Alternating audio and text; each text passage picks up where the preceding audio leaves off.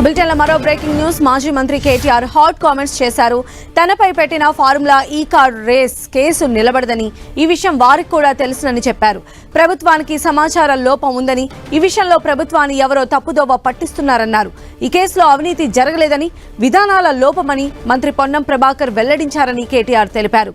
ఈ కేసుపైన తాము అన్ని రకాలుగా ముందుకు వెళతామని కేటీఆర్ చెప్పారు.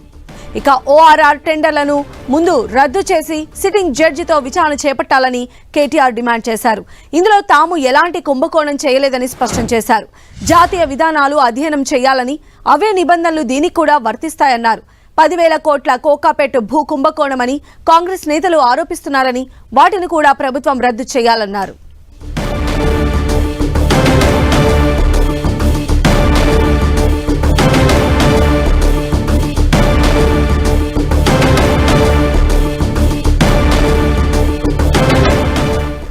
ఫార్ములా ఈ కార్ రేస్ కేసుకు సంబంధించి కేటీఆర్ చిట్ చాట్లో కొన్ని హాట్ కామెంట్స్ చేశారు.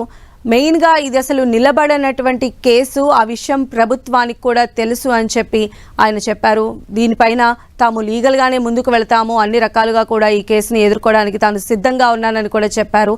మరోవైపు ఓఆర్ఆర్ టెండర్లను కూడా ఆయన ప్రస్తావించడం జరిగింది. మరిన్ని అప్డేట్స్ కూడా తెలుసుకున్న ఓవరాల్గా కేటీఆర్ చేసినటువంటి ఈ కామెంట్స్కి సంబంధించిన అప్డేట్స్ అందించడానికి మా ప్రతినిధి శ్రీకాంత్ మనకు అందుబాటులో ఉన్నారు. శ్రీకాంత్, కొద్దిసేపు క్రితం కేటీఆర్ అసెంబ్లీ బీఆర్ఎస్ఎల్పీ కార్యాలయంలో మరోసారి చర్చ నిర్వహించారు. ఈ సమావేశంలో ప్రధానంగా ఫార్ములా ఈ కార్ రేస్ వ్యవహారంలో ప్రభుత్వం అనుసరిస్తున్న విధానాన్ని తప్పుపట్టారు. ప్రభుత్వం ఇక్కడ ఎలాంటి అవినీతి అక్రమాలు చోటు చేసుకోకపోయినా ప్రభుత్వం ఏసీబీతో కేసు నమోదు చేయడం విడ్డూరంగా ఉందని అభిప్రాయపడ్డారు.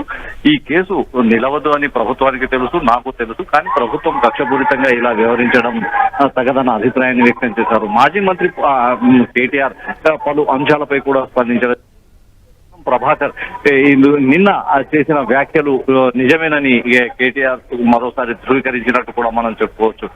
ఎలాంటి కుంభకోణం జరగకపోయినా చెల్లింపుల విధానాల్లో లోపభూయిష్టంగా ఉందన్న అభిప్రాయాన్ని పొన్నం ప్రభాకర్ వ్యక్తం చేయడంతో దానికి అధికారులది కూడా తప్పు కాదని, అధికారులకు పూర్తి స్థాయి సమాచారం లేకుండానే అలా వ్యవహరించి ఉంటారన్న అనుమానాలను కేటీఆర్ వ్యక్తం చేయడం జరిగింది. ఏసీబీ కేసుకు సంబంధించి ఇది రాజకీయంగా న్యాయపరంగా ఎలా వ్యవహరించాలో తాము కూడా పూర్తిగా తమకు తెలుసని కేటీఆర్ వ్యాఖ్యానించారు. సంధ్య.